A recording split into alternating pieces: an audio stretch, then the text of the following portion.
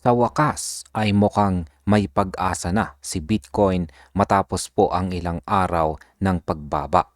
Sa bidong ito ay pag-uusapan po natin kung ang pagtaas ng presyo ni Bitcoin ngayong araw ay simula ng isang mas malaki at sustainable na rally o simpleng temporary bounce lamang dahil sa market sentiment.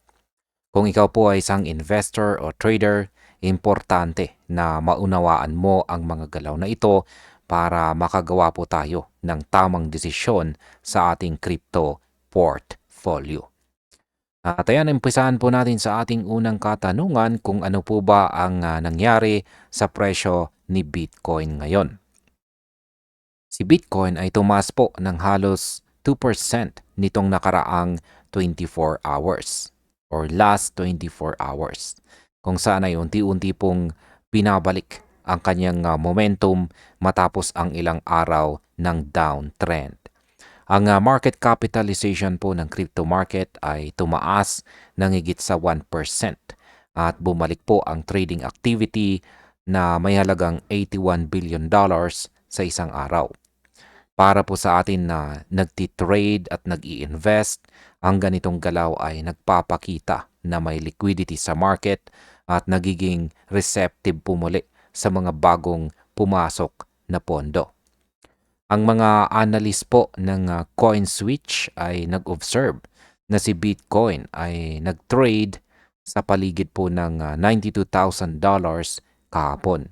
Bagaman may mga short-term swings, ito po ay kadalasan na dulot ng market sentiment.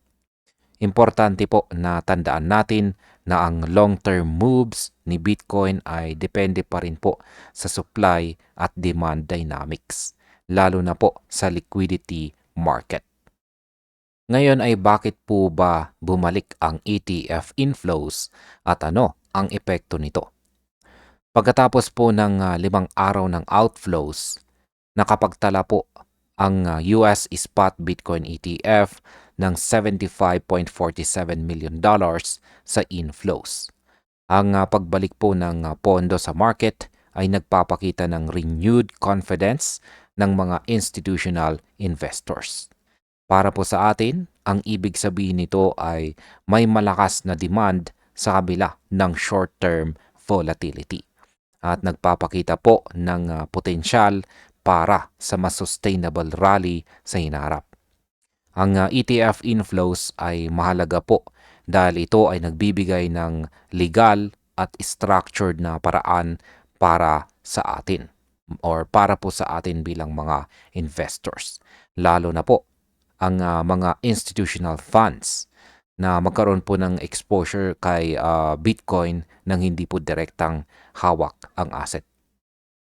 Kaya kahit si Bitcoin ay prone po sa volatility, ang ganitong structured inflow ay nagbibigay po ng stability sa market. Ngayon ay ano naman po ang kahalagahan ng bagong developments sa market? May mga bagong developments po na positibo para kay Bitcoin. Halimbawa, inaprubahan na po ng New Hampshire ang unang municipal bond na nakaback po kay Bitcoin. Ibig sabihin, may pagkakataon po na pumasok si Bitcoin sa $140 trillion global debt market. Ito ay malaking milestone dahil pinapakita po nito ang mainstream adoption at potensyal para sa long-term relevance ni Bitcoin. Bukod dito, pinalaki po ng Abu Dhabi Investment Council ang holdings nito sa BlackRock's IBIT mula 2.4 million shares hanggang halos 8 million shares. Sa quarterly close price na $65, umaabot po ang investment na ito sa humigit kumulang $520 million. Para sa atin bilang mga holders, malinaw na may mga malalaking players na patuloy po na nag-i-invest kay Bitcoin na siyang nagdadagdag ng credibility sa market. Ngayon ay paano naman po nakakaapekto ang investor confidence sa presyo? Ang mga eksperto po tulad ni Matt Hugan ng Bitwise ay nagsasabi na ang halaga ni Bitcoin ay galing sa utility na ibinibigay nito. Ibig sabihin, kahit may mga short-term corrections, ang core value ni Bitcoin ay nananatiling matibay. Kaya para sa atin, ang focus sa long term ay mas mahalaga kaysa sa bawat swing sa presyo. Si Ginoong Michael Saylor naman ay nananatiling bullish. Tinawag po niyang indestructible ang strategy treasury ng kanyang firm. Dagdag pa rito, pinalaki pa nila ang kanilang holdings ngayong linggo. Ang ganito pong confidence mula sa mga kilalang personalities ay nakakatulong po sa pagpapalakas ng market psychology at nagiging signal sa ibang mga investors na may positive momentum sa asset. Bakit naman po nananatiling maingat ang market sa kabila ng pagtaas? Bagaman may positive moves, marami pong analyst ang nagbababala na hindi pa tapos ang volatility. Si Ginoong Jamie Coates ay nagsabi na ang market ay sensitibo sa lakas ng US dollar. Kapag tumataas ang dollar, karaniwang nabibigatan ang mga risk assets tulad ni Bitcoin. Dagdag pa rito, ang October FOMC minutes ay nagpapakita po ng ideya na maraming officials ang gustong panatilihin ang interest rates na steady. Sa halip na gumawa po ng third cut ngayong taon. Ibig sabihin, may posibleng pressure sa market dahil po sa monetary conditions. Si Ginong Peter Brandt naman, isa po siyang veteran na trader, ay meron po siyang observation tungkol sa broadening top reversal pattern sa chart ni Bitcoin.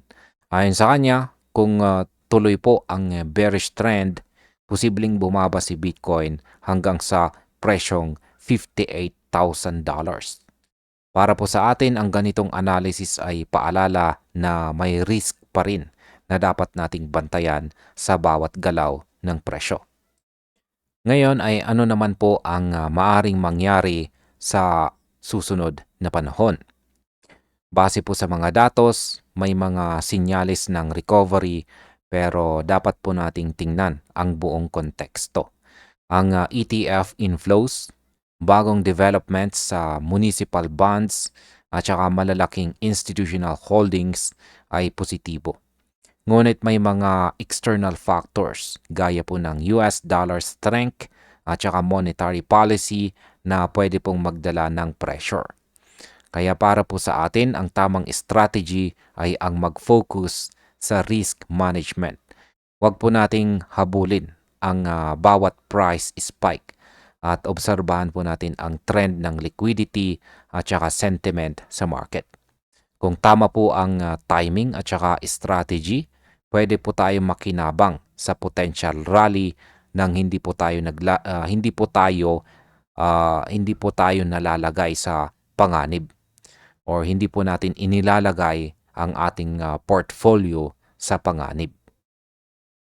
At bilang panghuli ay ano naman ang aking masasabi tungkol dito. Sa aking opinyon, si Bitcoin po ngayon ay nasa critical point. Ang short-term bounce ay promising dahil po sa ETF inflows at saka institutional support. Pero hindi pa ito garantiya ng malaking rally. Para po sa atin bilang mga investors at saka holders, ito po ang panahon para maging disiplinado at obserbahan po natin ang market. Ang long-term value ni Bitcoin ay nananatili pong matibay. Pero may mga short-term risk na pwede pong magdulot ng volatility. Sa kabuuan, ang tamang approach ay balance. I-monitor po natin ang institutional activity, ETF inflows, at market sentiment habang pinapangalagaan po natin ang risk sa bawat trade natin or investment. Kung magagawa po natin ito, may malaking chance na makasabay po tayo sa posibleng next leg up ni Bitcoin. At ayan, hanggang dito na lamang po tayo sa video na ito mga ka-crypto. Maraming salamat sa panonood.